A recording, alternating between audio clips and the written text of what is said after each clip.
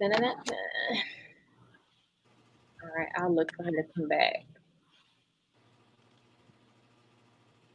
Right.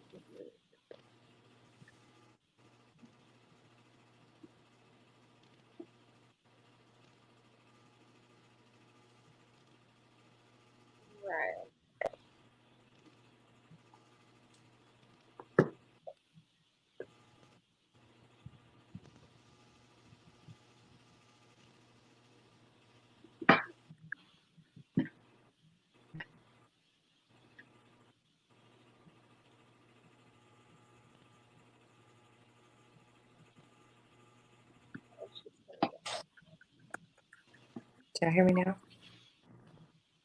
We hear Okay. you. Say again, Ms. Crawford. You can hear me now? Okay, I can hear you now. Sorry about that. Good. We are live, you guys. We're ready. We're in there. So what we're going to do, we'll begin with intros. I'll let you all introduce yourself. Do y'all have feedback? Is someone having a live showing at the same time? No? Everybody good? Okay. So, good evening, Facebook family. I have with me some scholars from a variety of institutions. I'm going to let them each introduce themselves, and then we'll tell you why we're here. We're going to begin with the lady first. Let's go, Ashley. Greetings, everyone. I am Ashley Dabney, a senior at Grambling State University, where I study business management and marketing. I'm excited to be on the live tonight. Go ahead, Michael. Okay. Peace and love, family. I am Michael Weaver Jr., hailing from St. Louis, Missouri. Recent graduate of the Kentucky State University, where I previously served as the Student Government Association president and the 26th Mr. KSU. Derod. Hello. Good evening, everybody. I am Derod Moore, a senior business management major coming from Atlanta, Georgia, by way of Kalamazoo, Michigan. And I currently serve as the Campus Activity Board president, formerly serving as Student Government Association vice president. All right, Mr. Walker, Garen. Good evening, everyone. I'm Garen M. Walker, a rising junior middle grades education major with a concentration in English and social studies at the Fort Valley State University, and I'm glad to be here tonight. Good evening, everyone. My name is Darius Roddy Moore. I'm a senior at Clark Atlanta University studying business administration with a dual concentration in marketing and management from Los Angeles, California. I currently am serving as the 2020-2021 Mr. Clark Atlanta University and previously served as Mr. Junior. All right, thank you. Thank you all so much for being here. Some of you kind of last minute pull in, but I appreciate my colleagues for suggesting you all. So they believe in you, so y'all got to represent. Y'all got it? So what we're going to do is we're going to have a little small discussion as well as a big discussion, hitting on all that's happening right now. We see what's happening in the news, what's happening in our neighborhood. One thing we don't really discuss is the student perspective. You're on campuses, you know, the population is mixed. You have friends, however that situation may be working out for you. We want to just talk about it in the light of responses and your feels, anything y'all want to add. So we're going to start by just asking, based off what's happening now, or that's been happening for a while, but it's a little more prevalent now, how do you feel? Like your honest feels. Y'all can go in any order. It doesn't matter. Okay, so I'll start.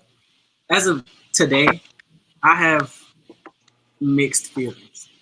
Like, I'm both empowered and shameful at the same time. And shame might not be the right word, but that's the feeling. And I say that because I'm empowered, because people of all different age demographics are coming together. We're all marching. We're all fighting for the same thing. Everyone's on the same page. Whether you agree or not, we are united.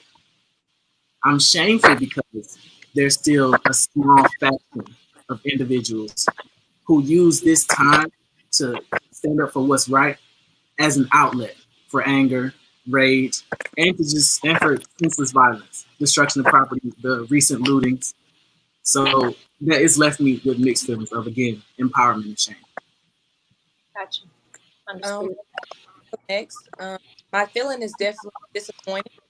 I'm disappointed as far as our school systems of not think of how to peacefully voice how we feel. So I think that leads to the looting, the rage, and anger. So I'm very disappointed as far as our school systems, and disappointed as far as generations. We weren't educated about what's going on in our homes, so people don't know how to channel that energy. And I think at this point, is what do we do? We protest for weeks, but eventually that's going to die. How do we move forward? And I think many of us know effectively. I think for me, I'm in a bit of a gray area. I'm in that space where I've almost become numb to what's going on because it's been happening for so long. It's become a normal thing where you're numb to the pain because it's happened so much. And so it's frustrating, and I almost feel stuck. Not necessarily helpless. I feel stuck in a sense where I'm confused on what to do. I know protest. I've been out protesting, but I'm feeling like I could do more. And so I'm just in a space where it's just like, what do I do now? What's next?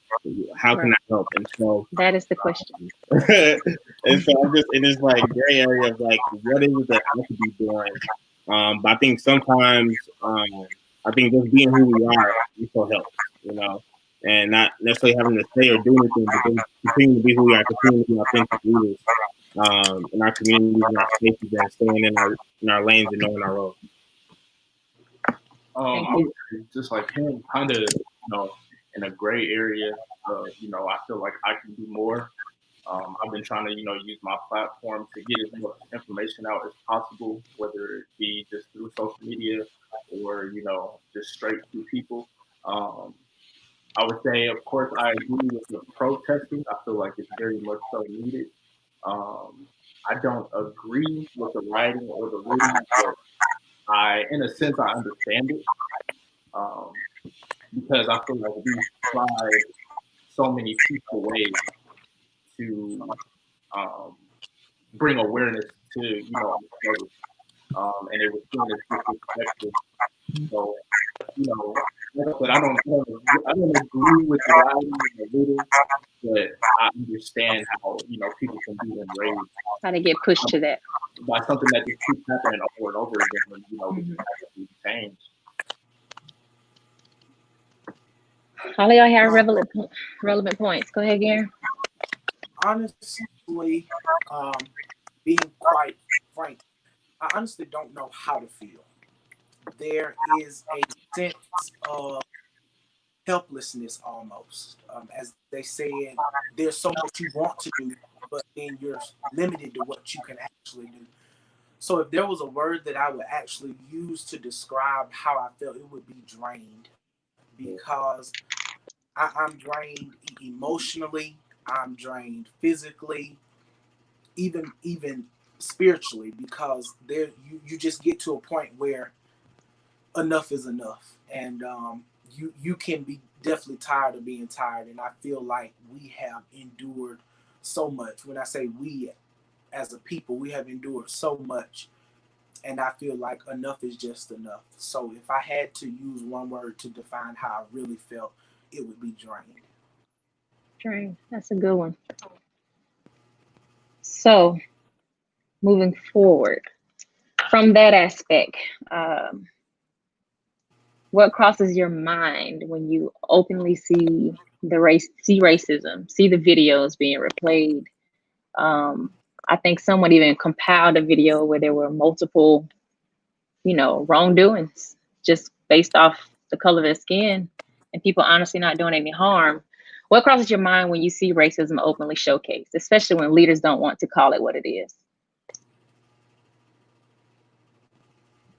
Personally, I would say, as someone who, you know, is not racist, I would say it angers me in a sense, because I was always taught to treat people how you want to be treated, Correct. and it just seems like I'm not I'm not getting that, as well as just people are not getting that in general. So it's kind of confusing because then it's like, well, how do I treat you? Um, and just how do I go about teaching the next generation of people when they get to this age? I appreciate the representation that we're getting from other cultures and ethnicities, but I feel like they don't have to have these same conversations that we have. They don't see the same fear, in their mother's eyes the way I do when I have to walk out the house. My mom said, Right. "Hey."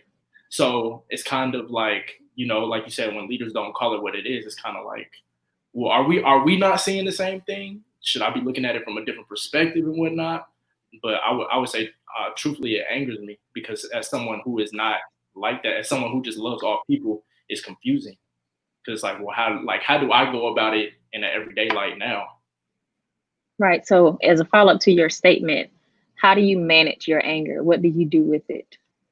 I would say for me, I know Personally. that ultimately, like, I can't change that person's actions, so I have to Mhm. still act off of love the Right. whole. That's And it. if you can't reciprocate that, then that's ultimately on you. I can't, like I said, I can't change those actions. But does it anger me that a lot of people don't come from a place of love? Yes, of course. Absolutely. I think for me, especially as far as leaders go, I think it's the colorblind effect. And so many people are like, "Oh, I'm colorblind. I don't see color." But when you say I don't see color, that means you don't see me. You don't value who I am as a person. You don't value and respect where I come from. And so I think, especially in these workplaces or in the workforce, when people don't address racism, that to me says that I'm just here so that you can say that you have Black representation at your Right. job. And so that motivates me even more to encourage and support these Black businesses so that we can have our own thing. So we're not just a number to these companies, to these big companies and businesses, and to this world. And I think we depend a lot on other races and other people for us to be successful, or to us to have, or for them to supply what we need. And we're not doing enough of supplying it for our own.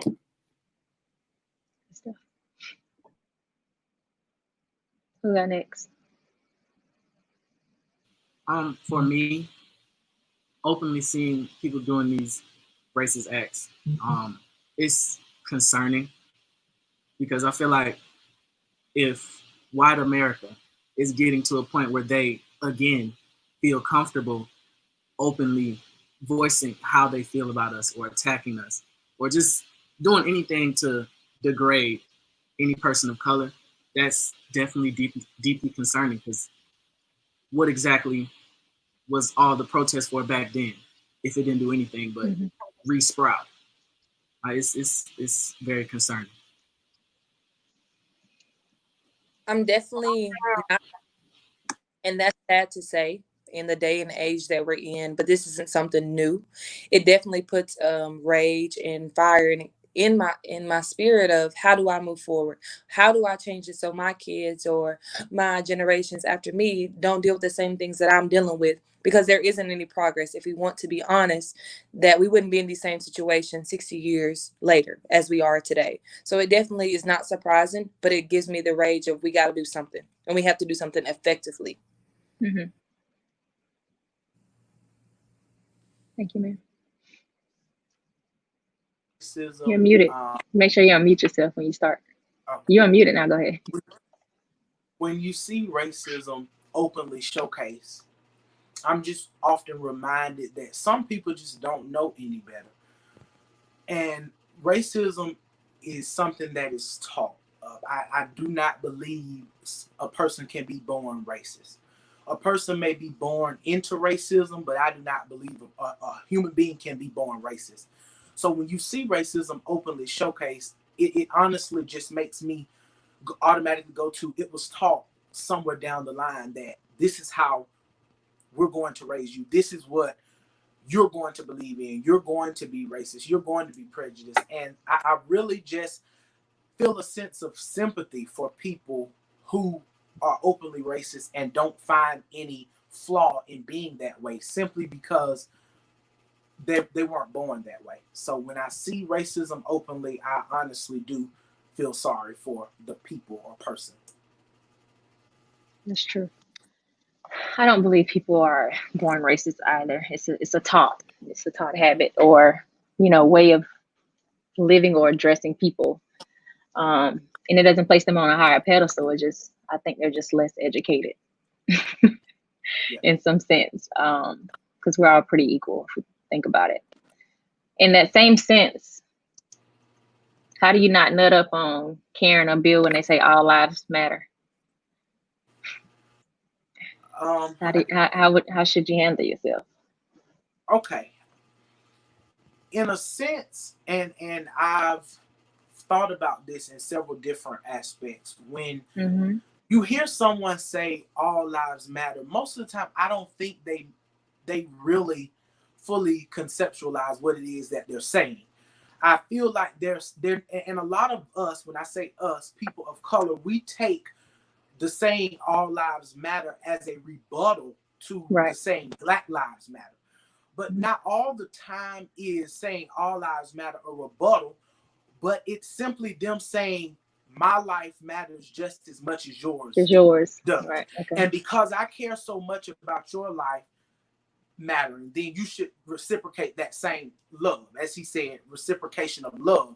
So we shouldn't be so quick to jump to defense when someone says all lives matter, because 9 times out of 10 you can really tell when someone is being demeaning when they say that. And okay, that's what I was about to ask. Some people do. Yeah, I mean, because you can tell. You can really tell when someone is being demeaning, and then when they're sincerely saying all lives do matter. And I think what we have to do is step out of our feelings, and we have to really look at, number one, who's saying it. That's most important. Look at who's saying it. 2, the tone that they're using it and the way that they're using it, because not at all times should we automatically jump to defense. And it's easier said than done, trust me. Because when we're saying Black Lives Matter and you say all lives matter, of course we're gonna jump to defense, especially after the senseless killings and things that have taken place leading up to us doing this live right now. But I think it's important to just jump out of ourselves for just a minute and focus on where that statement is coming from. Yeah, just right now, it just doesn't seem like Black Lives Matter. Yeah. Yeah. Mm-hmm. Anybody else want to add? Go ahead. I really like his point. He's allowing me to look at it from a different perspective. I would say, how I look at all lives matter. Well, my response to the statement is, how is it that all lives matter if it's clear that Black lives don't? More or less is how I've looked at it. And if all lives matter, why are you not affected by the same things I'm affected by? More or less. Gotcha. And I would say that's just been my response to it. I think it definitely goes back to educating ourselves. And I know the term has been floating around a lot on social media of read the room. So that goes back to reading the room and understanding, like he said, of who's saying it and how they're saying it. And you also can't be so quick to, I guess, respond. And even for myself, I'm quick to respond, what does my life matter? But when you actually look at the grand scheme of things, every race is dealing with certain things. Yes, our race, Black Lives Matter, are dealing with things on a greater scheme and in the spotlight more. But we have to understand things to be able to move forward and to understand the terminology that is being used.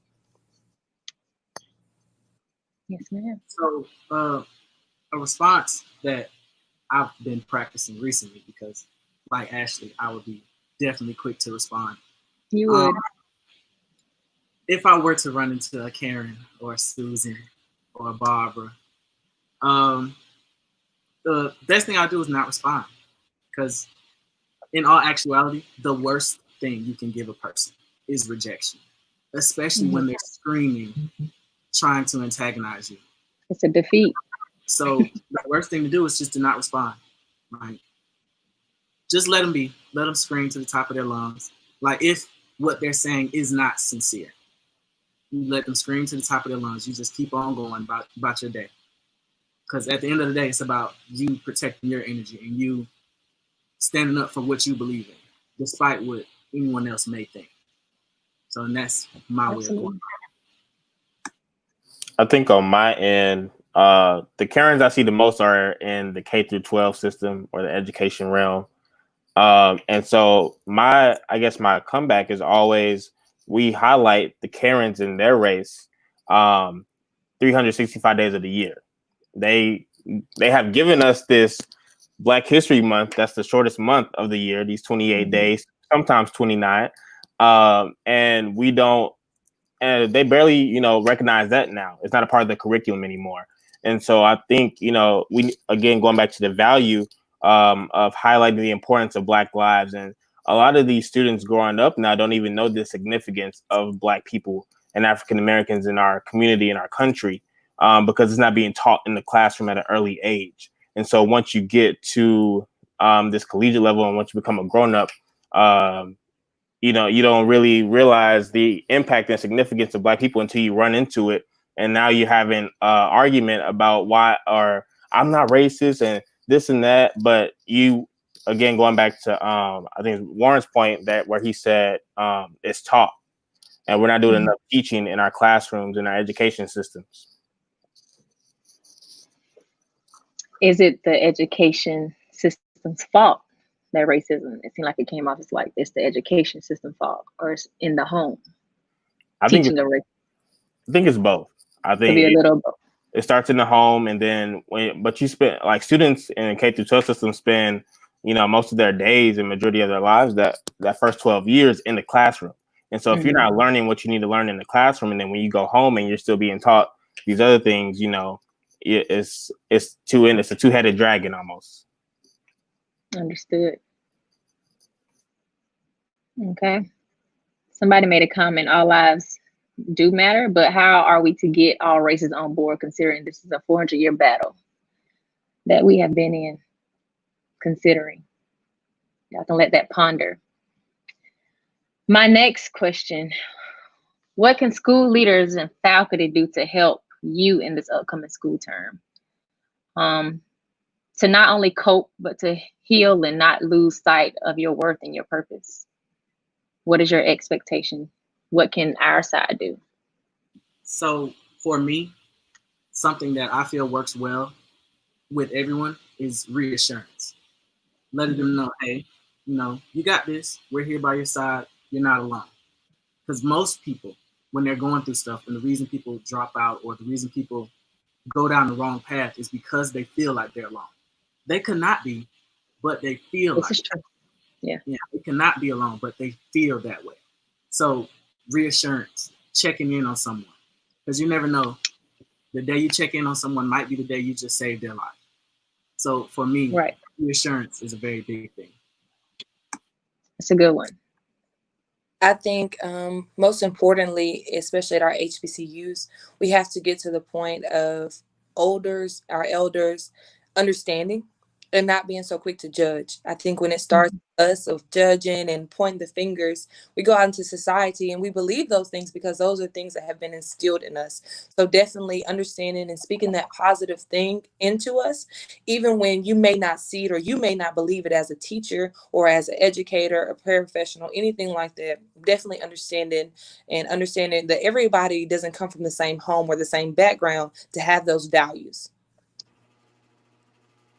Okay. I would say what I would personally need from faculty and staff after this is to just simply be transparent. We know you have your degrees. We know your tenure. We know you've worked at the university for X amount of years. But all we need from you at this current time is to be transparent. We know you're Dr. So-and-so. We know the titles under your belt. We know the organizations that you are a part of, but we don't need that right now. What we need is a sense of support. And in the event that a student needs a shoulder to lean on, and luckily at Fort Valley State, I do have advisors and faculty and staff members who I do feel comfortable enough to confide in about things as such. But that's not the case for everyone everywhere. So what we simply need is for you to be transparent, come out of yourself. And in the event that you have to put yourself in our shoes, because our generation has been through some of the most tumultuous things that I have seen to date.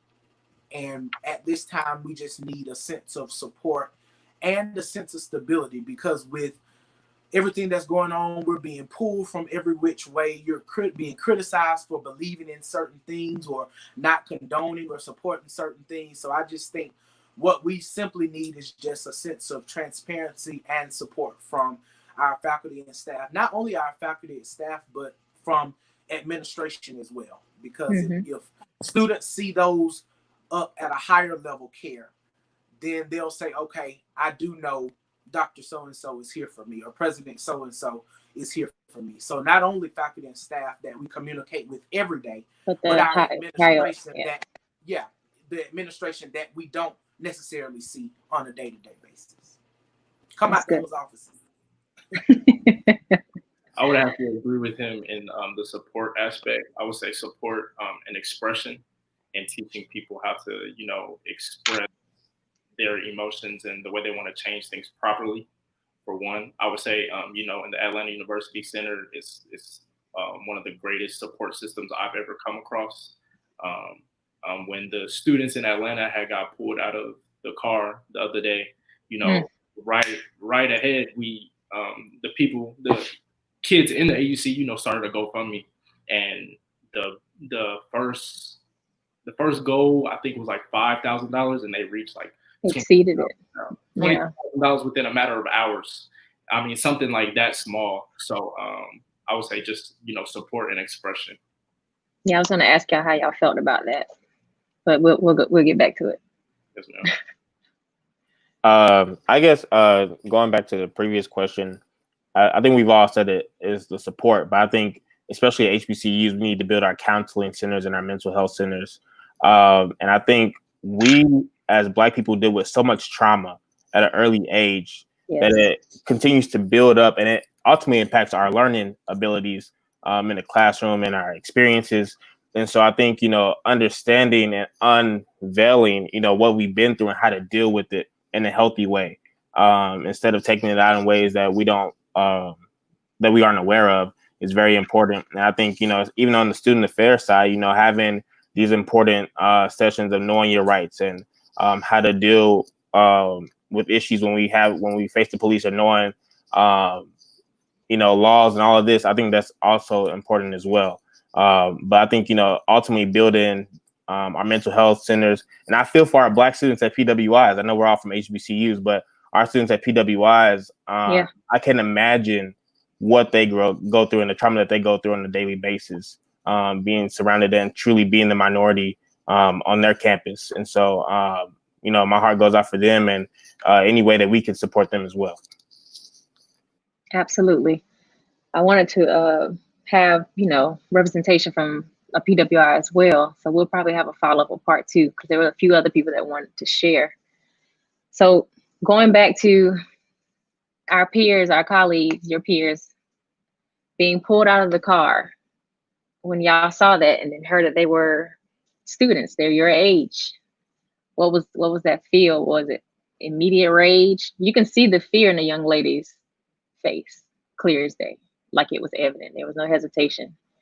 Lost, I don't know why this is happening type thing, but they still continue to push forward. So what are your thoughts? What are your feels on that? I'm so glad that the AUC did what they did and exceeded it. And, any way that we can assist, please do share with the public so we can get it out there to help those students and others that may be in some trouble. Yeah, I would say, when I first saw it, it was just like saddening seeing it, just how, their car had got swarmed, more or less, not just by, 2 cops. It was like, they like flatten the tires, right? It was like, did they do all that? So yeah, they did a lot. So, the first set of, the first angle, I would say, it brought to me sadness. And then, there was a second angle that came out maybe hours later, and it showed a car in front of them, and it was a white female in the passenger seat. I saw that. And smiling. I saw that.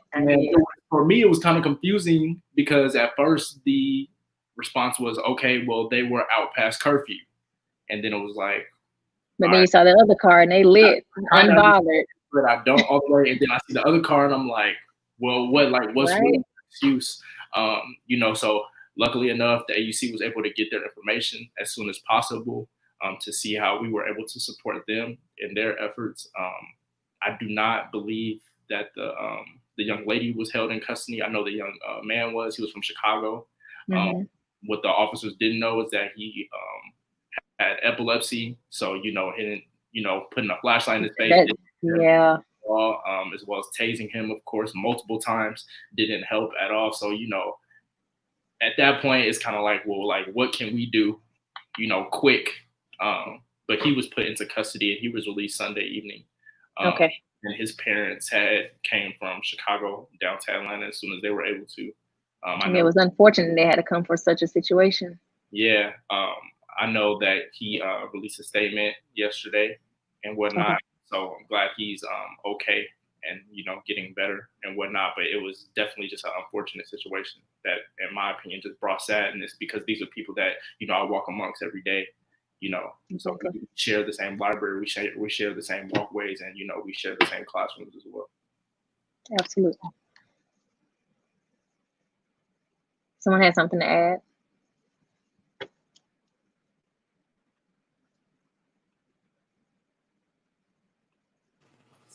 So immediately the first thing that I thought about when I saw the incident was it could have been me.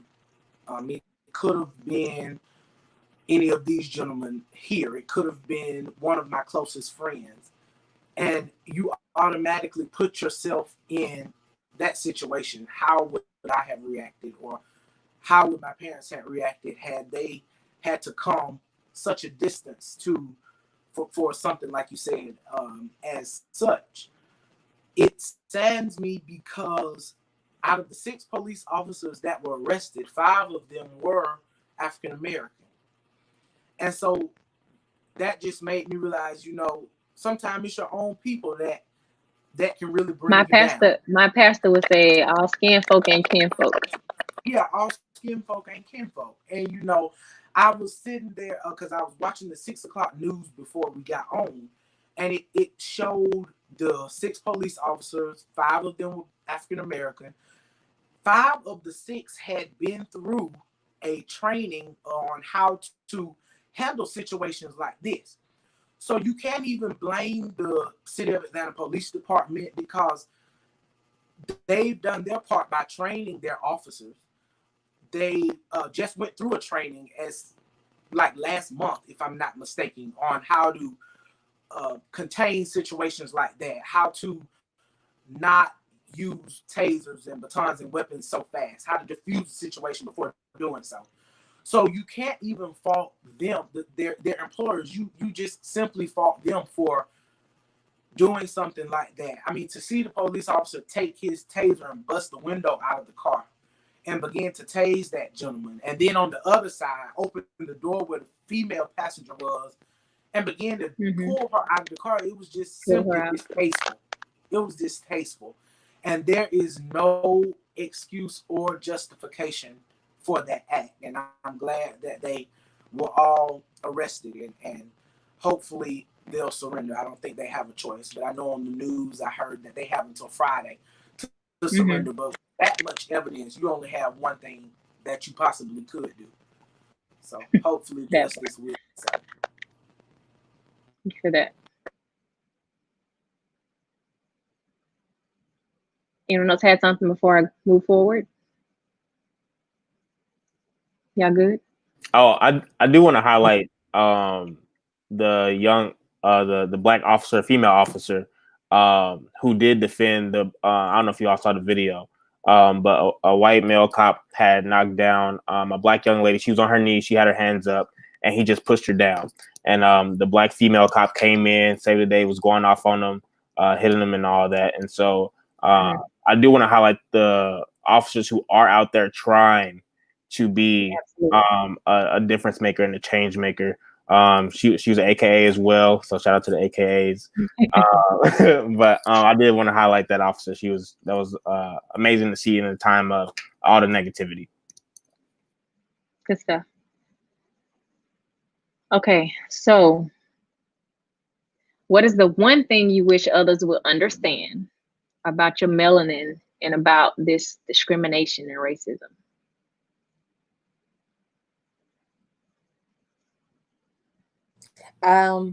For myself personally, being a woman, I really want them to understand we're deeper than our hair. We're deeper than what you see on the outside and what we offer. We want to feel important. We want to feel as if we matter. And I know that the term Black Lives Matters, but it's real. We really want to feel important, and we want the same drive and motivation to really move our race forward. We want to be seen as, oh, your hair looks nice. Can I touch your hair? Ask me about a conversation of how my day is going. Really understand who I am and everything that I bring to the table. And even for jobs, not just to bring me in for diversity and inclusion. Have you really looked at me besides my resume and what you see of I'm an African American? So just really that understanding and just a simple conversation. That's all it takes for our friends to sit down and say, help me to understand. I think I can respect that more than someone yelling out all lives matter or yelling out, well, y'all are so conceited or this and that. Just really understanding who we are and everything that we bring to the table. That's good. Ashley talked about her hair. I think for Black men, understanding that we're more than athletes and musicians and your entertainment for TV, understanding that we can be lawyers and doctors and, as we've seen before, presidents of the United States of America, and understanding that we're not aggressive. We're not always violent. I think white people see us and get afraid and get intimidated. I think the intimidation is that they see a strong Black man who is confident. And so instead of using that as a reason to be fearful for your life, use it as a reason to embrace someone and embrace them and have a conversation with them and be loving and reciprocative of who we are. Instead of just seeing us as, we saw you on TV dunking ball, we saw you on the football field, great touchdown. And like Ashley said, talk to us about our day, talk to us about what our future plans are, what our career goals are. Those are the things that people need to understand. I would like to start off saying my first, being melanated is a blessing. Wouldn't trade it for anything in the world. I'm very confident in the skin I'm in. And then I would highlight the fact that for there to be so much hate, we're the backbone of the nation. And just speaking towards our women, a lot of hairstyles are modeled after them. A lot of the clothes, a lot of the things that all these other cultures want to embody originate from the people who you dislike. So I don't understand how you can hate someone but want to be like them at the same time. So it leaves me confused. Well, that's funny. The overall message is just that for speaking towards us, being Black is great. It's a blessing.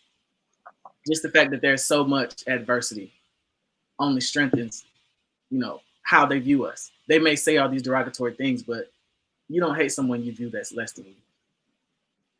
So that is a blessing.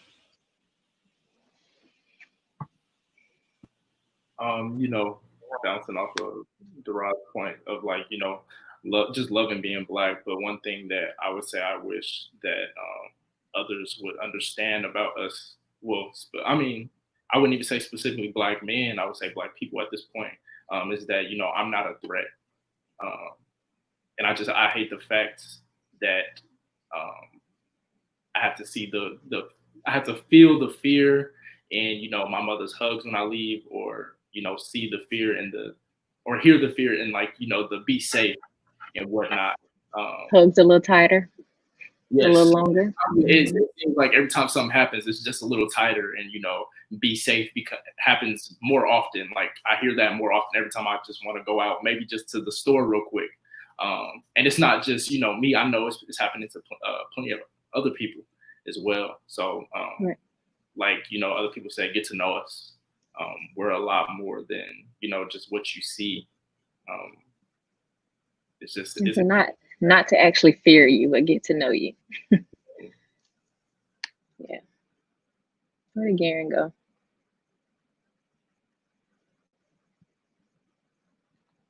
All right, we'll come back to him. So, if you could address anyone about what's still happening today, what would you want to share or want them to know?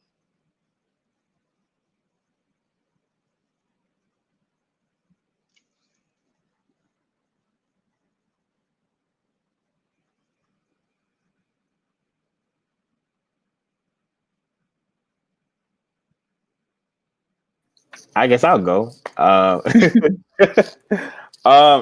think an important message, especially to our people, is that we have to get out and vote, not just at the national elections, but these local elections. And this is where we see the most problems. With we need to vote for good police chiefs, good mayors, good councilmen, and then vote statewide as well and vote nationally. But amongst that, we need to start getting our people in those positions to implement policies, and people who look like us that have our best interests. There are a lot of people who look like us who hold these positions who don't care about us at all, and only have their own personal agenda. But I think training our community and our leaders and our people to hold these positions to implement policies moving forward. That's good. I definitely go back to what I've been saying is educate yourself. We are living in a time where no one's going to do it for you. No one's just going to give you the power because they don't want us to have it. They don't want us in these positions. They don't want us in these jobs or anything like that. So we definitely have to educate ourselves and put ourselves in a position where we qualify. We qualify without you even seeing us. So the only thing you can tell us is yes.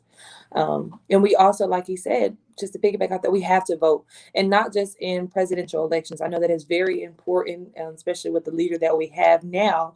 But it's important to vote in those small elections in your community. It's important to inform everybody because it starts with those representatives, those state council men and women. So we definitely have to get out and vote and not just be a thing for social media. Advocate and be when something gets rough. We have to advocate, and even for our students that are at HBCUs, that are at PWIs, we have to host events to educate our peers. It takes our responsibility and the accountability of ourselves to host these effective programs. And I know I was talking to my dean today, and he said, well, Ashley, you may not have a whole room full of people, and that's okay. If you have 5 or 6 people, those are 5 or 6 more people that you have educated and that you have got on board to move forward with our generation and our race. So that it stuck with me today. So I wanted to stick with everyone watching and everyone on this live. Education. We need to become more informed. Knowledge is power, So, we need to, I feel like we know more or less the bare minimum. Could you repeat the question, Miss Crawford? I'm having a few difficulties over here. I can't hear you guys. The question is, if you could address anyone about what's still happening today, what would you share or want them to know? If you can address anyone. But like I was saying, just knowledge is power. Go ahead, Darius. I feel like I said, we know the bare minimum about our government and the laws that are set in stone, set in place. We need to find out what is outdated and what needs to be upgraded, and just how can this system be for everyone, more or less.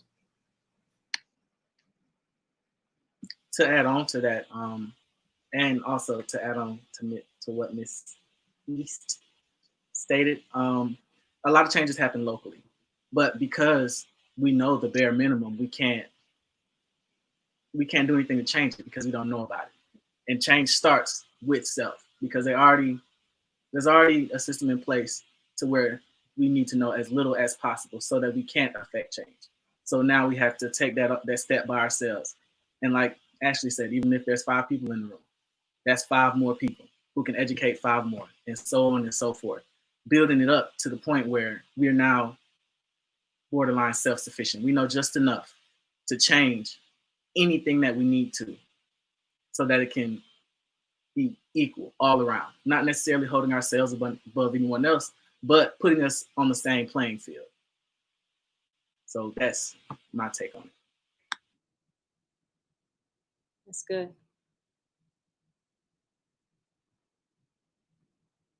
Garen, can you hear now?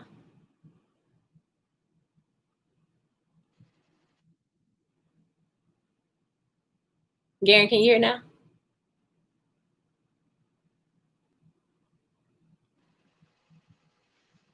Still can't hear you guys. You can't hear us still? Oh, man. Tell them to try to go out and come back. All right, y'all. So, I mean, we didn't spoke about the key being voting and educating us and others. What would be a message you would like to deliver to us to uplift, to keep them motivated, to encourage, whether it's your peers, your little brother, sister, cousin, just us in general? What would be a message to them or us that you would want to say?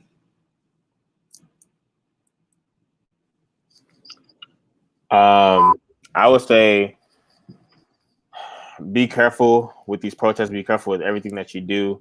I think that we've seen the casualties go up since the George Floyd incident of Black people dying and Black people getting hurt. And it does us no good to continue to lose each other. And so I think, being smart about what it is that we're doing and being strategic, having a plan, developing a plan with your family, with your friends, with your community, with your current leaders is so important. And we need each and every one of you to help make this world and this nation and this country a better place.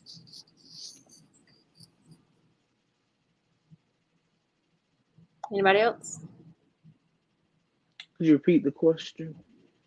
What is a message you would want to say to us, whether it be your sisters, brothers, your peers, colleagues? Just a message to us, uplift, encouraging them.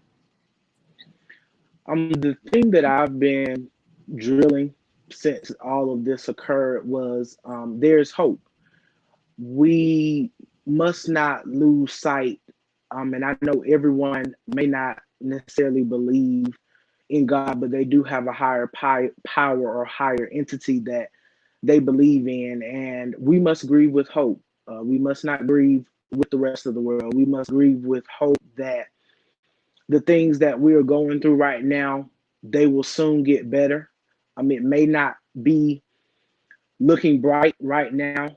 We may be in a time of uncertainty, but we must hold our heads high because, as I stated in a statement I released yesterday, that it's on the shoulders of our ancestors which we stand, and they endured far worse. I believe that they endured far worse than what we're going through right now. So if they can make it, I'm almost certain that we can make it. So we must come together.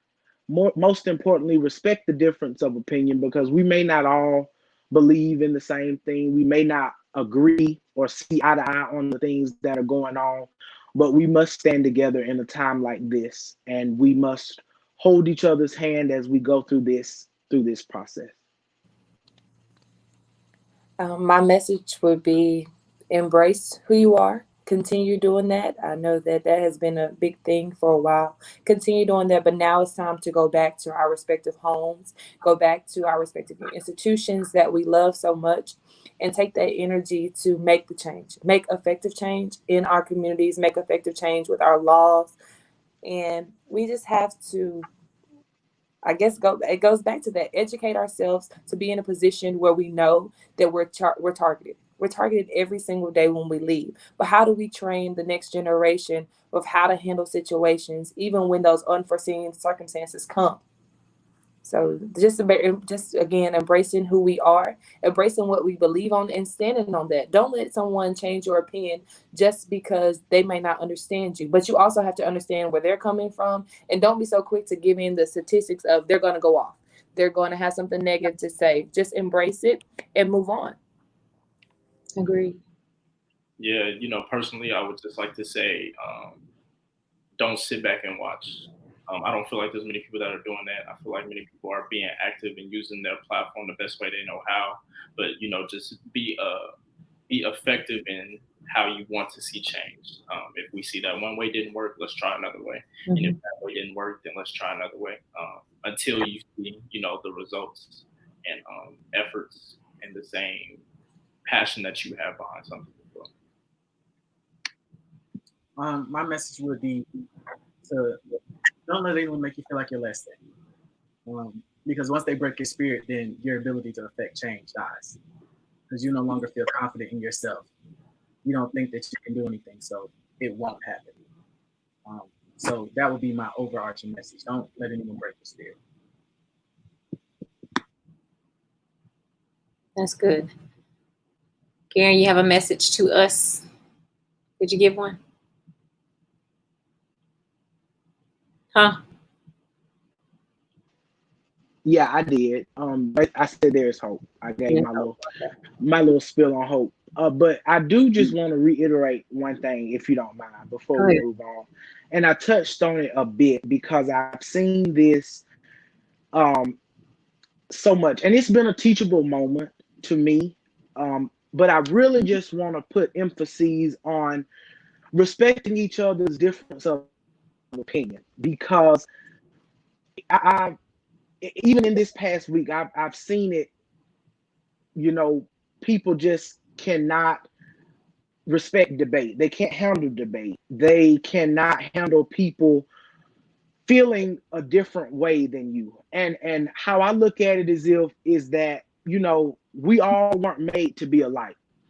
If all of us were made to be alike, we wouldn't be on this live talking right now, because we wouldn't be dealing with half of the things that we're dealing with. But you must understand and reach a point of maturity to where you have to respect people for their difference of opinion, even though they may not see eye to eye, even though they may not necessarily agree with you or what you believe in.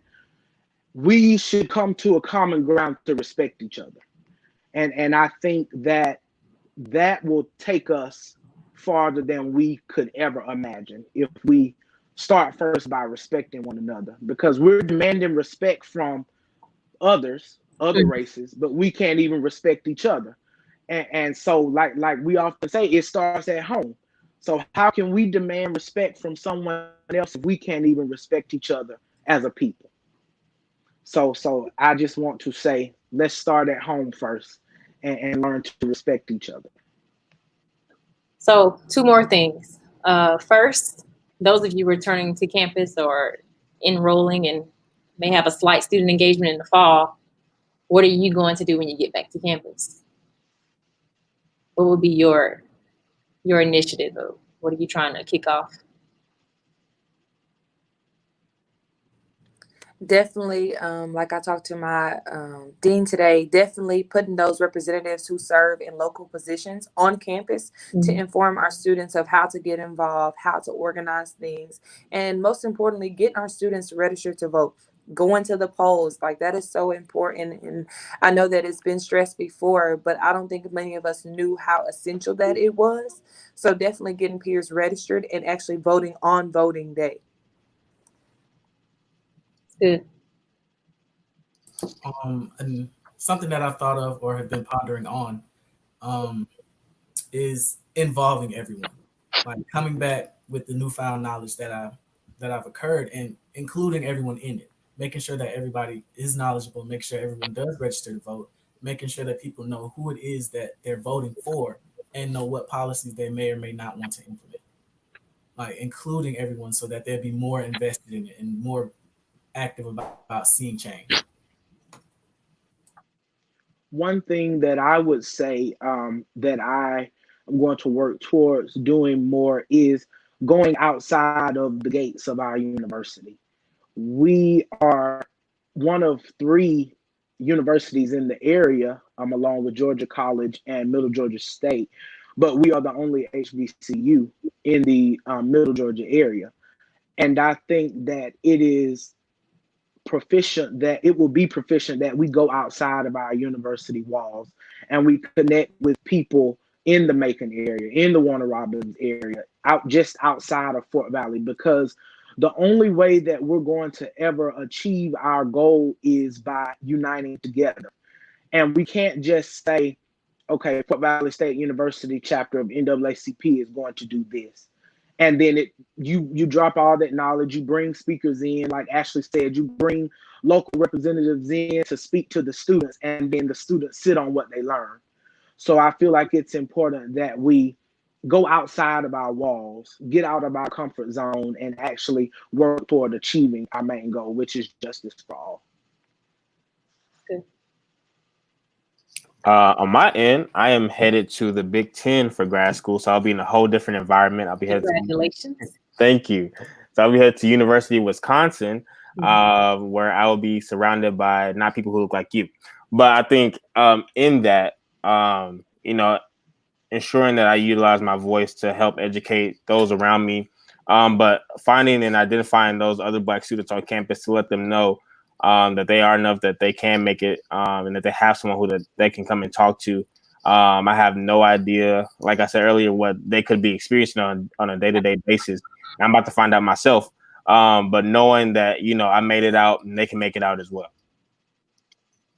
I would just say, being there as well as representing the students the best way I know how,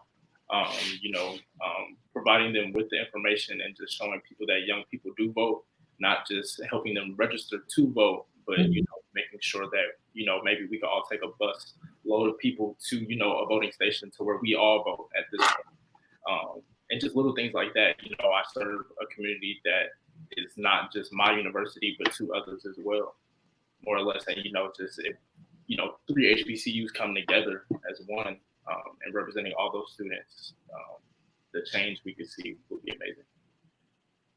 And so one of my current students, Jonathan Barber, he made a statement saying, yes, being educated on who to vote for, that's just as vital so that, we can understand what direction we need to go, what's best for the community. So that's good. So to wrap it up, I thank y'all so much. The ultimate question is still daily, every moment, every news headline is, where do we go from here? We pray. And we do what else? That is the thought. Probably a every day, every moment thought. Where do we go from here?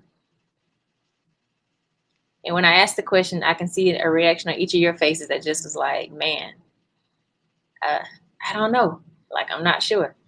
And I think everybody's uncertain because we're not sure of, the outlook. We know what we want it to be. We know what we would like to see take place. But at the same time, I do want to encourage each of you to not fold, to not lose your ground, to remain bold. You are worth it. You are worthy. So don't ever feel like you have to minimize who you are, the talents that you have, because people can't or don't want to get to know who you are. So the first step in where do we go from here is being solid in who you are and whose you are, whoever you serve. Being solid and keeping that foundation that I know that I'm not who they claim me to be. My life is worth much more than, how they try to put us out there. So just remain positive in spite of. I know it's hard. It's probably the hardest battle daily. And it's very mind-boggling. And it's heavy on my shoulders because I know on the campuses that I've served, I may have left the campuses, but many of those students are still in my heart. I still have an impact on some of them. So the pressure is even higher for me to keep it, keep them motivated, to question them and what it is that they want to do, where they want to go. How can they make the change without immediately, well, sometimes they don't push us to the limit now to act in anger. People just frustrated. So on the political side, they got to start making some real changes, some real corrections for us to even minimize what's happening. Some people got go from 0 to 100 real quick, and that's what happened overnight. Went from 0 to 100 real quick because of racism. Something that can be fixed if people just take the time and the opportunity to just press pause. Because if I'm honest, the culture that we are, if we really wanted to start some smoke, we could. This is me using your terminology. So in all honesty, the culture is being kind. Being kind, believe it or not. But they still have to approach this thing in a more respectable manner, because I'm not saying, how do I want to say this? Just being honest. They pushed us here, so they got it. You know, some people don't mind doing it. Others just handle the situation differently. So you can't judge somebody in the way that they respond to what's happening, because everybody is a piece to the puzzle. Mm-hmm. Everybody can't loot. If everybody loot, everybody get locked up. Who getting y'all out? Right. So knowing where you stand and where your strength is, you don't have to follow a lead. You don't have to follow a crowd, but do have a footing. Pull up your brake, know where you stand, know what's right, know what's wrong, and educate those that may be just lost. Some people are just wide open and they haven't had a conversation with anybody. But at the same time, we're tired of talking too, because nobody's listening. So the first step into what do we do now? You guys must have a strong foundation in who you are. Don't think any less of what you've done or what you can do. Know that there's greater beyond this conversation. There's greater beyond this day. And yes, we are not to walk in fear, but we do fear sometimes, and that's okay. But you can't linger there. You got to muster up some strength and press forward. So I do thank y'all, and I want y'all to stay encouraged, stay as uplifted as possible. Hopefully there'll be an iron out, some real, charges will be taking place, and not no play charges. Because if not, then states might go missing. Who knows? They might be taking out whole states after a while. Any final words y'all want to add? I encourage you to continue to do what you're doing. Don't give up. Don't lose hope. What you're doing and what you have been doing is amazing, and you're impacting many lives each day just by being who you are. So I know we all appreciate you, and everyone who's watching appreciates you as well. Thank you, sir. Appreciate it. Trying. Y'all good? Anything else? Any final words? Y'all can shout out y'all schools one more time. Thank you for the opportunity. It was a blessing, talking and, having this conversation. This is a conversation that needed to be had with student leaders of each campus and things of that nature. So, good stuff. Yeah, thank you, Ms. Cranford, for this opportunity, for selecting us. And like you said, you have to start somewhere, and so these are the type of conversations that need to be that need to be had, mm-hmm. especially in times like these. And I just know you set the bar high for people in higher education to see that you can come down and meet the students where they are. You can meet them where they're at, because we're frustrated. We don't know which way to go right now. We are uncertain as to how things will end. We don't know when things are going to end. We're just kind of going through a revolving wheel right now. So it is definitely helpful for a professional, higher ed professional mm-hmm. like yourself to not only encourage us, motivate us, but stand with us in trying times as these. Absolutely. Got your back. Again, here for you guys.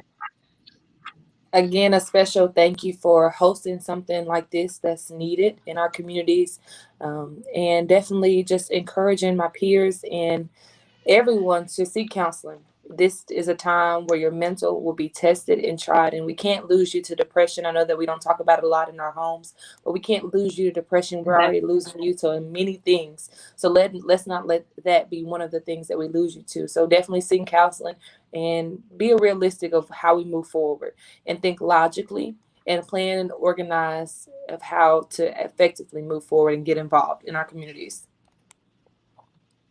That's good. Everybody good? That's it. Our hearts and minds are clear. On Facebook, we thank y'all for joining us. Melanated and Murdered.